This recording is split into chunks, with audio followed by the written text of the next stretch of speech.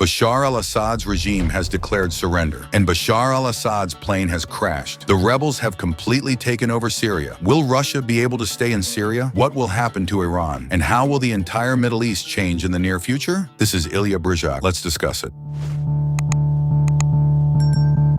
According to Syrian rebels, Bashar al-Assad's plane was shot down today near Hama province. This was announced by the rebels themselves, who claimed they shot down Assad's plane as he was trying to flee Syria. The website Flytrotter24 clearly shows that the plane in which Assad flew out of Damascus lost its trajectory and began to descend rapidly and then disappeared from radar. This is exactly what happens when airliners crash. According to other reports, Bashar al-Assad has been in Russia with his family for several days. The Russian authorities, of course, have not commented on this in any way. The General Staff of the Syrian Arab Army informed all its soldiers and officers about the fall of the regime and ordered them to lay down their arms. The current government in Syria has officially capitulated to the rebels. Bashar al-Assad's regime is over. Syrian Prime Minister Mohammed al-Jalali said in an address to Syrians that he is ready for talks on the transit of power, and also added that he remains in Damascus in his home and has no intention of leaving the country. A new government is being formed in Syria. For the first time, power in Syria will be officially transferred from one regime to another. As recently as yesterday, Syrian rebels announced that they were entering Damascus. In just one day, they seized power in the strategic city of Homs and immediately advanced toward the capital. They entered the city tonight with virtually no resistance. Bashar al-Assad's army was literally scattering in different directions. Hundreds of soldiers were defecting to the rebel side. By the end of the day, the rebels had taken over the country's main television station and aired the address they had expected from Assad the day before. They also took control of prisons on the outskirts of Damascus, particularly the notorious prison known as the Syrian Gulag, and freed prisoners who had been imprisoned in all of the country's prisons. The main rebel forces were advancing from the north. They have Damascus in their sights, and auxiliary forces began to operate from the south of Syria. Sources close to the Syrian president say Assad was in Syria right up until his flight out today, and that his children and wife left for Russia last week and his relatives went to the Emirates. According to professional military analysts, the next few days will see a lot of confusion across the Middle East, as it's unclear what neighboring countries will do about the new government. The current leader of the rebels, who have seized power in Syria,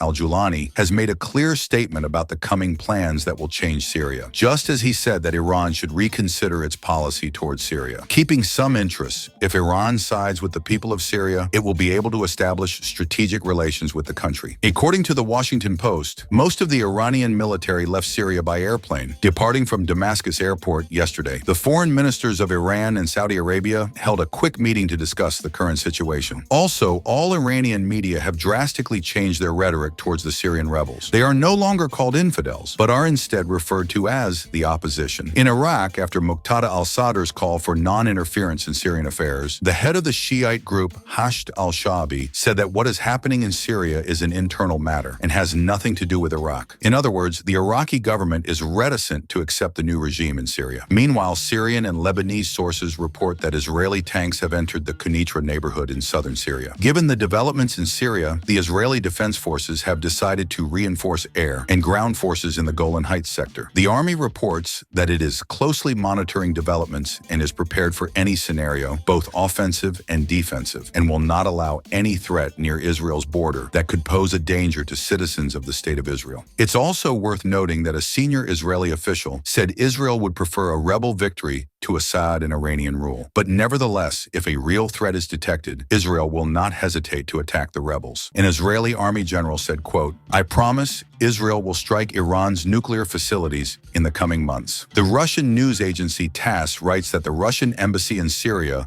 called on its citizens to leave Syrian territory the day before yesterday. At the same time, Moscow informed Damascus that its intervention in the situation in Syria will be limited because Russia has other priorities at the moment. Bloomberg reports from a source close to the Kremlin that Russia had no plan at all to rescue Assad. Moreover, according to the Kremlin, there could be no such plan because Assad's soldiers were fleeing from their positions. Moreover, Lavrov said at the Doha summit the day before yesterday that Russia was ready to work with both the Syrian government and the opposition. Russian authorities have already evacuated their S-400 anti-aircraft systems from the Mymim air base in the direction of the port of Tartus. This is evidenced by a video filmed on the road between these points. In particular, S-300 and Tor-M1 air defense systems are seen. According to the expert, the Russians may try to relocate their Mediterranean flotilla flotilla to Libya. The path from Damascus to the coast of Tartus and Latakia is now cut off, even through Lebanon. So Russia has no options to stay in Syria, at least in the short term, until it's clear who has a claim to what in these lands. Another source claims that Russia never forgives betrayal. Therefore, the Kremlin will most likely retaliate against Turkey. Just before the fall of the Assad regime, Erdogan did drop the mask and revealed the goals of Turkey and its proxies in Syria. He stated, quote, "Of course, the target is Damascus. We hope that this march in Syria will continue without interruptions or problems," end quote. In other words, the head of the second strongest army in NATO has given the green light to rebel leader Julani to march on Damascus, to topple the Assad regime, and thereby take power in Syria away from Russia and Iran.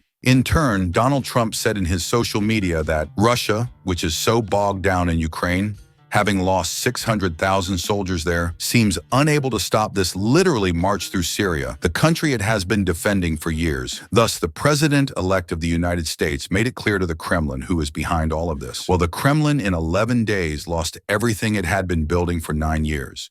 And for Iran, it means that Tehran will no longer be able to supply weapons and resources to Syria and Lebanon, which means losing all the influence of the Shiite axis in the Middle East that Iran has spent billions over decades building. The change of power in Syria has also made events in the entire Middle East unfold at a frantic pace. Saudi Arabia has agreed to deploy U.S. troops on the border with Yemen, which already suggests the next goal of the coalition of the West and Turkey. And the elimination of the Yemeni Houthis will give Washington the opportunity to talk to Iran, not just from a position of strength, but to dictate terms. According to military experts, the time for the West offensive is as favorable as possible. Israel not only knocked Hezbollah out of the game, but also destroyed Iran's anti-aircraft capabilities in a recent airstrike, making it vulnerable. And Tehran is well aware that if Israel alone was able to inflict such damage, what happens when Trump officially assumes the office of U.S. president and enters the game? And given that Russia will withdraw from Syria as it has other priorities now, then the Iranian regime has very little time left. Experts are sure that Syria is just a warm-up, and 2025 will be a busy year. First Hezbollah in Lebanon, today the Assad regime in Syria, then the Yemeni Houthis, and for dessert, the Ayatollah regime in Iran. Write in the comments what you think about it. Busty and Patreon up to those who want to support the channel. See you then.